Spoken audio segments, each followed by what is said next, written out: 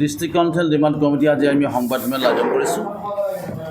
আমি সংবাদমেলৰ যোগেদি আমি এইটো কথা জনাব বিচাৰিছোঁ যে তিনিচুকীয়া জিলাৰ মাৰ্ঘেৰিটা টিৰাপ বেল্ট 1951 মাৰ্চত অসম চৰকাৰৰ এক নটিফিকেশ্যনৰ যোগেদি গঠন কৰা হৈছিল আৰু এই টিৰাপ বেল্টত বসবাস কৰে যুগ যুগান্তৰ পৰা চিংফৌ, টাংচা, চেমা, টাই খামতি, টাই ফাকে, টাই আইটুন, টাই টৰুং আৰু লগতে আমাৰ এছ'চিয়েটেড ব্ৰাদাৰ্ছ ট্ৰাইবেল গ্ৰুপ আছে, সোণোৱাল কছাৰী, মিচিং, ৰাভা, দেউৰী, হাজং, মেচ কছাৰী, বড়ো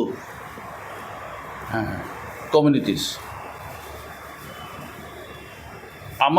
আমি যি দাবী কৰি আহিছোঁ যে টিৰাপ অট'নমাছ কাউন্সিল এই ভাৰতীয় সংবিধানৰ এক সৃষ্টি আধাৰত আমি গঠন কৰিব লাগে। এই দাবী গঠন কৰি আহিছোঁ যিহেতু আমিবিলাক মাইক্ৰ' ট্ৰাইবছ, গতিকে ক্ষুদ্ৰ ক্ষুদ্ৰ জনগোষ্ঠী হিচাপে আমাৰ distinct language, culture, land, our identity ক্ৰাইচিছত হৈছে।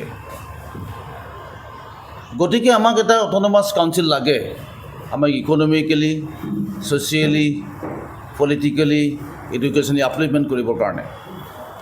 কিন্তু চৰকাৰে আজি গুৰুত্ব প্ৰদান কৰা নাই। আমি সেইকাৰণে বাৰে বাৰে কৈছোঁ যে ইয়াৰ আগতো অট'নমাছৰ বিষয় লৈ পেলাই পূৰ্বৰ চৰকাৰে ঘোষণা কৰিছিল। আমি বৰ্তমান হিমন্ত বিশ্ব শৰ্মা নেতৃত্বাধীন বিজেপি চৰকাৰক আমি ক'ব বিচাৰিছোঁ যে আমাৰ দাবীবিলাক জেনুইন। ইয়াৰ আগতে মাৰ্ঘেৰিটাত অমিত শ্বাহ আহিছিল, কেন্দ্ৰীয় গৃহমন্ত্ৰী অমিত শ্বাহৰ সন্মুখত সেই সময়ত অসমৰ মুখ্যমন্ত্ৰী সৰ্বানন্দ সোণোৱাল আছিল আৰু মন্ত্ৰী হিমন্ত বিশ্ব শৰ্মাই ঘোষণা কৰিছিল যে বিজেপি ক্ষমতালৈ আহিলে টিৰাপত থকা জনগোষ্ঠীসকলক, ইণ্ডিজিনাছ জনগোষ্ঠীসকলক স্বায়ত্তশাসন প্ৰদান কৰা হ'ব। কিন্তু আমি দেখিছোঁ তেওঁলোকৰ সদিচ্ছা নাই। কিন্তু আমাৰ দাবী অতি জেনুইন। অসমৰ অন্যান্য জনগোষ্ঠীৰ দৰে আমিও নিজকে স্বায়ত্তশাসন পোৱাৰ সম্পূৰ্ণ অধিকাৰ আছে। এইটো আমাৰ সাংবিধানিক অধিকাৰ আৰু যিহেতু আমি ট্ৰাইবেল ইণ্ডিজিনাছ, আমি ৰাষ্ট্ৰসংঘৰ খিলঞ্জীয়া চনদৰ 2007 মতে আমি ইণ্ডিজিনাছ মানুহ। সেই হিচাপে আমি ভাৰতীয় নাগৰিক হিচাপে পৃথিৱীৰ 143 কাণ্ট্ৰিৰ ভিতৰত ভাৰতবৰ্ষও যিহেতু চহী কৰিছে, গতিকে আনৰিপ ইউনাইটেড নেশ্যনছ ডিক্লেৰেশ্যনৰ মতে আমি আমাৰ যি অধিকাৰ, ফাণ্ডামেণ্টেল ৰাইটছ, আমাৰ পলিটিকেল ৰাইটটো আমি পাব লাগে। গতিকে আমি চৰকাৰক পুনৰবাৰ কৰিছোঁ, যোৱা 20 তাৰিখে আমি ডিব্ৰুগড়ত অসমৰ মাননীয় মুখ্যমন্ত্ৰী হিমন্ত বিশ্ব শৰ্মা ডাঙৰীয়াক আমি সাক্ষাৎ কৰিছোঁ। প্ৰতিনিধি দলে সাক্ষাৎ কৰি আমি মেমৰেণ্ডাম ছাবমিট কৰিছোঁ আৰু আমি তেখেতক কৈছোঁ যে এই কাউন্সিলখন অসমৰ এখন ইউনিক কাউন্সিল হ'ব। ইষ্টাৰ্ণ পাৰ্টত আমি বসবাস কৰি আছোঁ, অৰুণাচলৰ সীমান্তমীয়া জেগাত। এই কাউন্সিলখনে অসমৰ খিলঞ্জীয়া জাতি জনগোষ্ঠীক সামৰি এখন ইউনিক কাউন্সিল হ'ব। Same style Tripura tribal autonomous district council যেনেকৈ আছে, তেনেকুৱা ধৰণৰ আমি এটা কনচেপ্টত আমি এতিয়া বিচাৰিছোঁ। লগতে আমাৰ বহুত বাৰ্ণিং ইছ্যুছ আছে, সেই লেণ্ডৰ ইছ্যু।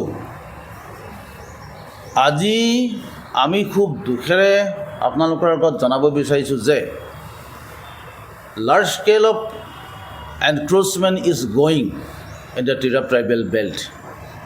থাউজেণ্ডছ বিঘা অলৰেডি এনক্ৰ'চমেণ্ট হৈছে। আমাৰ মাজত যিমানবিলাক এনক্ৰ'চাৰ আছে, হেভি মানে বৃহৎ চাহ বাগান আমাৰ লিষ্ট আছে, অসম চৰকাৰৰ ৰেভিনিউ ডিপাৰ্টমেণ্টৰ হাততো আছে।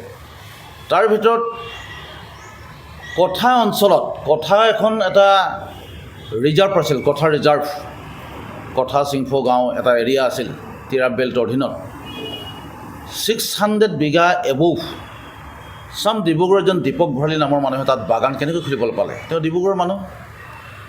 গতিকে আমি চৰকাৰক প্ৰশ্ন কৰিছোঁ, চৰকাৰক ক'বলৈ আমি বাধ্য হৈছোঁ যে অসমখনৰ মাটি ৰক্ষা কৰিবৰ কাৰণে যিহেতু ট্ৰাইবেল বেল্ট এণ্ড ব্লক গঠন কৰা হৈছিল, কিন্তু আজি ট্ৰাইবেল বেল্ট এণ্ড ব্লকটোক আজি সুৰক্ষিত নহয়। গতিকে Assam land and revenue regulation act 1886 chapter 10 Assam ভূমি আৰু ৰাজহ আইন 1886 দশম দফা সম্পূৰ্ণৰূপে উলংঘা কৰা হৈছে। আৰু এই উলংঘাত আজি কোনে সহায় কৰিছে? আজি নিশ্চয় অসম চৰকাৰৰ কিছুমান ধুৰন্ধৰ বিষয়াই এইবিলাক সহায় কৰিছে।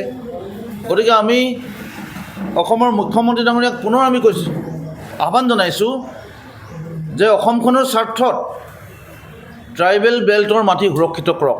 Stay informed, stay ahead. News NE 365.